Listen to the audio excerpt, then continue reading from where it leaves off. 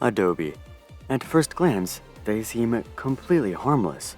They simply make software for professionals, including everything from Photoshop and Premiere Pro to After Effects and Illustrator. They're also the ones behind the most popular document format in the world, PDFs.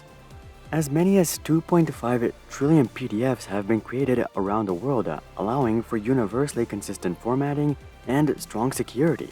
And who could forget about Adobe Flash Player? Adobe Flash made some of the most classic online games possible, like the world's hardest game and Run. But despite Adobe's popularity and usefulness, there's actually a massive community that strongly despises Adobe. They hate everything from their products and pricing to their customer service and position in the market. In fact, people hate Adobe so much that Adobe's Trustpilot average is a disgusting 1.2 stars, with 89% of reviews being 1 stars. For perspective, even PayPal has a 1.3 star rating, with only 87% of reviews being 1 stars. This is quite surprising, given that Adobe isn't involved in any of the classic evil company stuff. For example, they're not collecting people's data or violating people's privacy, nor are they controlling government officials or have access to ludicrous amounts of power. They just make creative software and naturally try to make as much money as possible doing that. What makes this dichotomy even more interesting is that Adobe's corporate sentiment is the polar opposite. Adobe isn't just a good or great employer, they're actually an exceptional employer. In fact, according to Glassdoor Employee's Choice, Adobe's CEO ranks as the second most approved CEO, only beaten out by Boston Consulting Group. Adobe also earns dozens of awards every single year for having one of the most progressive company cultures. Employees like Adobe so much that they've been able to maintain an A+ 4.9 star rating across 24,775 employee reviews. Clearly, Adobe knows how to handle employees and keep them happy. So how did Adobe go so wrong with their customers? To really understand this dichotomy between employees and customers, we first have to understand why customers hate Adobe so much in the first place. All of this can be traced back to 2012 when Adobe introduced Creative Cloud.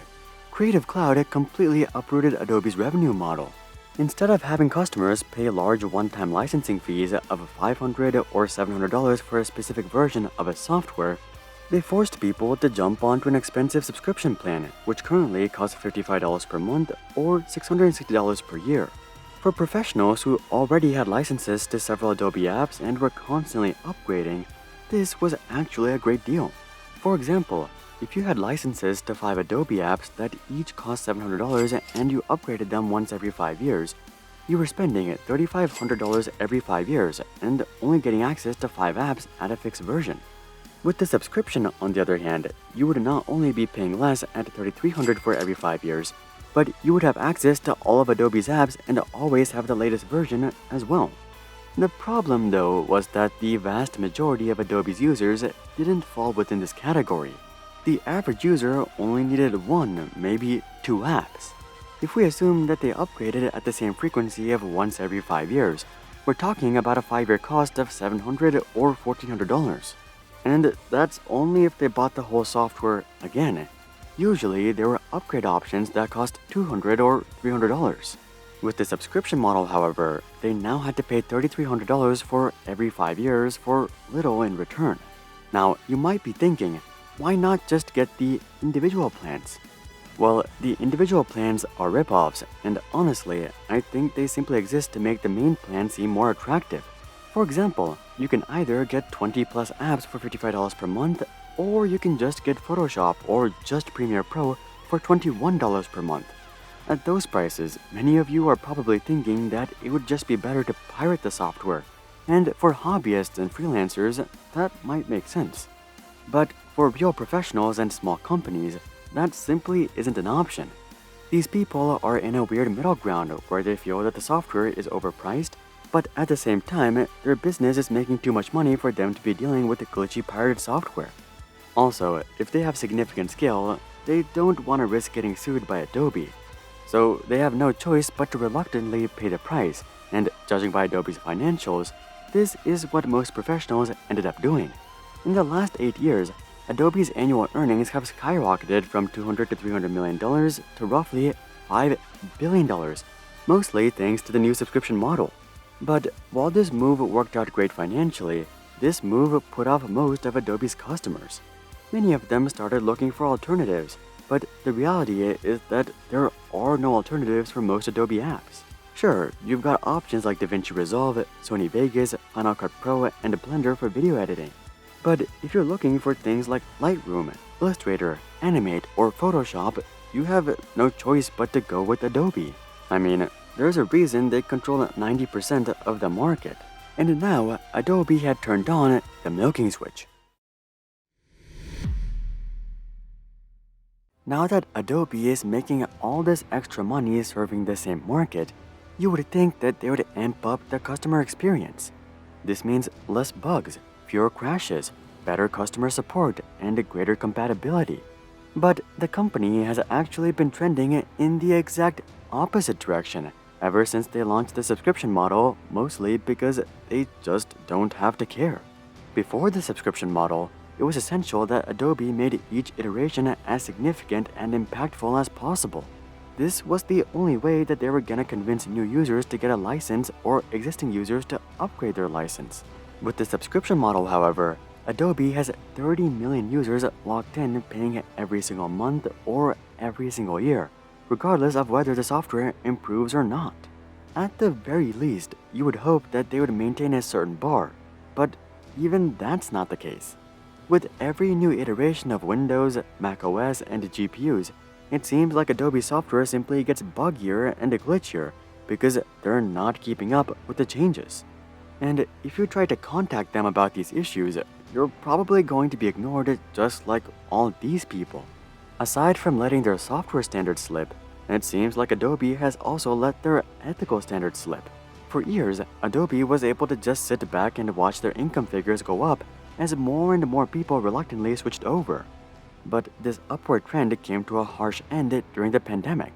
Basically, everyone who was on the fence about Adobe capitulated and subscribed during the pandemic. In other words, Adobe reached market saturation with their subscriptions, and their net income has actually been flat for 2 years now. This isn't exactly a bad thing, given that they're making over $1 billion every single quarter. But as you might have guessed, they're looking for more growth. The easiest way to accomplish this is to just inch up subscription prices, and you can bet that they've been doing that. But they've also turned to more unethical means in recent times. For example, judging by reviews, there seems to be a trend of Adobe locking in free trial users into annual subscriptions. And when you try to cancel, you're hit with a $100 to $150 termination fee. Something else that's put off many users is Adobe's device limitations. Even if you have a license, you're only allowed to authenticate 2 devices at any given time. But if you're a creative professional, you often use more than 2 devices on a regular basis. For example, you might have a main PC, a MacBook, a Windows laptop, and maybe an iPad. But if you want to use all these devices, you'll be regularly signing in and out and authenticating and deauthenticating various devices. This might sound like a first world problem, but let's not forget that people are paying $600 every single year for this software, and they can't even use it on all of their devices.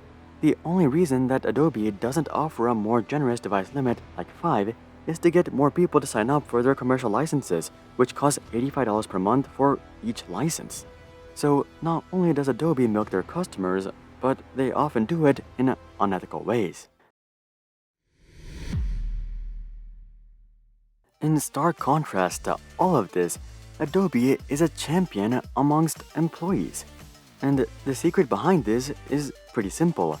They treat employees how they want to be treated, starting with offering extraordinary flexibility.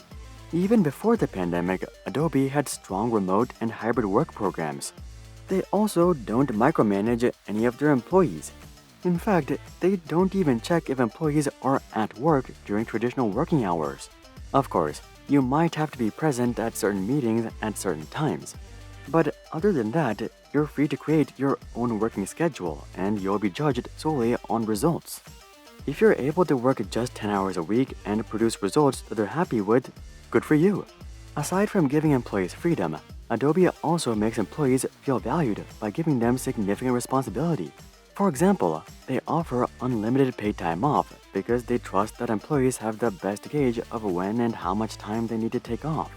They also give employees significant freedom regarding what they work on. But likely the best example of Adobe's responsibility-driven culture is their award-winning Kickbox program. This program gives any staff member who requests it a $1,000 prepaid credit card to explore their ideas, no questions asked. 1,000 employees have used this program, and 23 of these ideas ended up receiving further investment. Adobe only has a total of 25,000 employees, meaning that 1 in 25 took this initiative and tried to create larger impact. All of this leads us to Adobe's core company culture value, which is integrating a people-centric approach. Oftentimes, one of the top complaints at many companies is that they don't recognize or appreciate their employees. But Adobe has a robust awards program that seeks to recognize the best employees every single year. The most prestigious of these awards is the Founders Award, which is given to 12 people annually. Adobe also takes great care when it comes to encouraging diversity, ensuring pay parity, and creating transparency. With all these perks, it's no wonder why Adobe is so cherished by their employees. As we can see, creating a great workplace culture isn't rocket science. It just comes down to offering flexibility, freedom, responsibility, and recognition. But ironically, these are the exact sectors in which Adobe is lacking when it comes to their business. They don't offer customers any flexibility or freedom. Basically, everyone is forced to get the Creative Cloud subscription. Similarly, Adobe is taking no responsibility when it comes to maintaining, refining, and upgrading the user experience. And finally, they're not really recognizing or acknowledging their customers. They offer crappy customer support, and several legitimate concerns are just outright ignored. Most companies would not be able to get away with such behavior, but given Adobe's monopoly within creative software, they're able to do just about anything. And while there is a vocal minority that tries to spread awareness and is ditching Adobe for things like Affinity Photo, the vast majority unfortunately just don't care enough, and this includes myself as well. Do I think Adobe software is overpriced? Yes. Am I paying for 20 apps just to use Premiere Pro and Photoshop? Yes. But am I gonna change? No. I'm simply used to Adobe, it gets the job done, and the price is not high enough for me to not get it.